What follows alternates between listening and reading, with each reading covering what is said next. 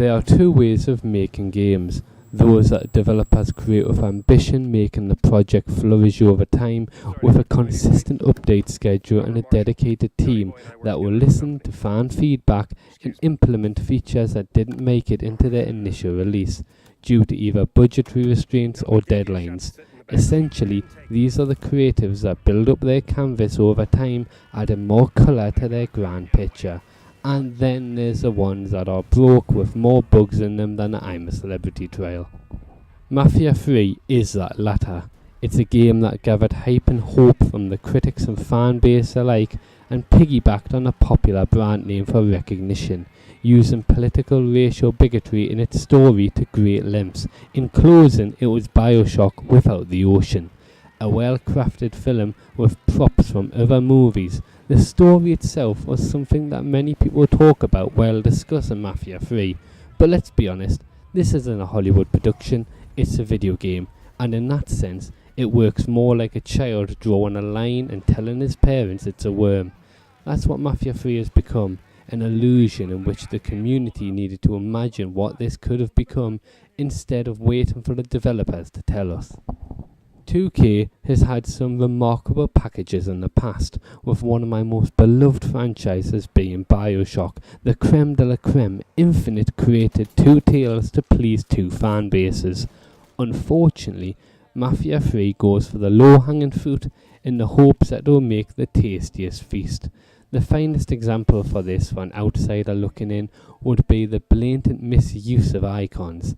On the surface, it looks as though Mafia 3 has pawn shops, bars and laundromats. It's a living, breathing world without the oxygen to keep its inhabitants alive. But it's little more than set dressing. A Hollywood map of the celebrity homes, if you will. You can see the gates, but don't interact with the people who live within them. Venturing into one of these establishments, you'll be politely greeted by the NPC walking away from the counter and leaving the bars. You will not be able to drink or shop in any of these places, and this isn't some higher philosophy and social commentary on racial hatred of the 60s. No, this is bad programming. Stealth is yet another part of this game that hasn't been touched on. Predictable AI patterns will make it so you can hide around one corner all day and whistle more times than a Flowrider song to take out every outpost in the game. Worse yet, this game even tells you it in the opening hours, and how easy it is to exploit this mechanic.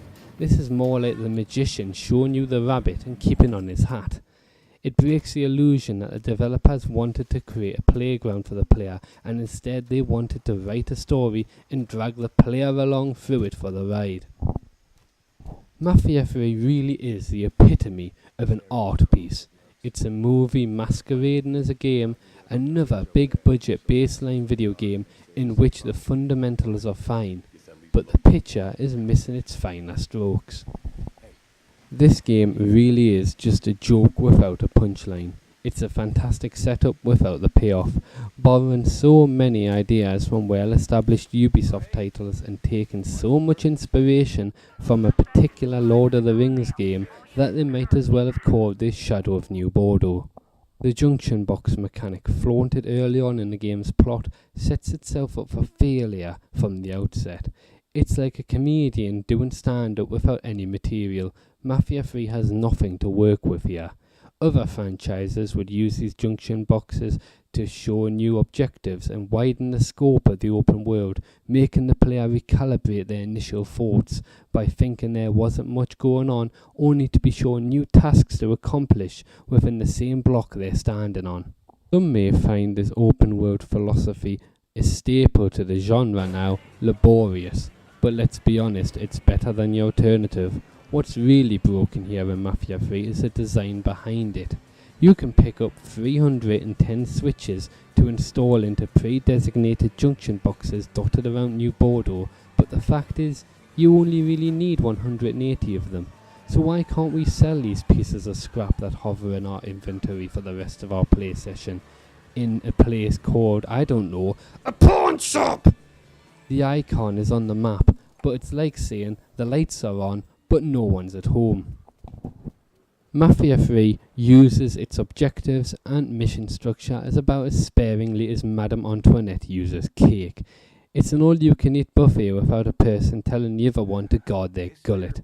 Another aspect with more flaws than a trip to IKEA is the 3 DLC editions, most notably the races that were added to add more blips to your map, like an enemy submarine in uncharted waters. It disparages the fun of a frantic car chase through the main campaign. No longer are you cutting through back alleys or watching cars systematically push other vehicles out the way to get a shot at you. Instead, you're playing Hot Wheels without remote control, and watching cars stick to pre-programmed AI patterns and snail around each tight bend to overtake another NPC. The DLC has undercut the little shred of hope Mafia 3 has had. No longer are you methodically getting attached to loving these characters. Now you're rushing through each mission like there's a timer on your life. So I guess it's pretty ironic that the name of the first piece of paid content was called Faster Baby, a perfect encapsulation on the development cycle of this product. Mafia 3 is a candy without taste. In most modern video games now, we expect a little something for following the creator's checklist. Collect all the items and unlock a little thank you. It helps the player stay invested in their product and makes the time they spent immersed within their world more engaging. But Mafia 3 has decided to go for a high five, bro, only to give you the middle finger. The achievement list on PC is broken, with most tasks that I have completed not even registering. It's like a child painting, then going straight into baking. It doesn't finish one task with enough polish to warrant them starting a new one. In a time in which other games in this generation has shown that a corridor can be decorated with so much refinery and detail that you want to walk along it multiple times, games like Prey, Doom and even Hitman, Mafia 3 has thrown the player into the desert without a map or any distractions. To even bother moving forward, 70% of the game's world is useless, and the remaining 30% feels more like an abstract art project than a work of pointillism. Furthermore, Mafia 3 suffers from its fair share of bugs and even broken mechanics, even down to articles of clothing worn by our main protagonist Lincoln Clay will suddenly clip out of its physics-based programming, making each scene about as emotional as a Lifetime movie. These are bugs that could have been stomped out a long time ago, but instead have been left to fester. Even more so on the technical side, the escapist nature that brought to life the living, breathing worlds of New Haven and Empire Bay has seemed to have been left in baggage claim. With Mafia 3, not even the cops will pull you over for driving so fast you expect Doc Brown from Back to the Future to scream, 88 miles per hour, Marty! Let's not forget to mention the fact you can easily kill so many people in this game without the cops even issuing a citation that can feel more like I'm playing Quake or Doom than a Mafia game. As I said earlier, this is a living, breathing world without the oxygen.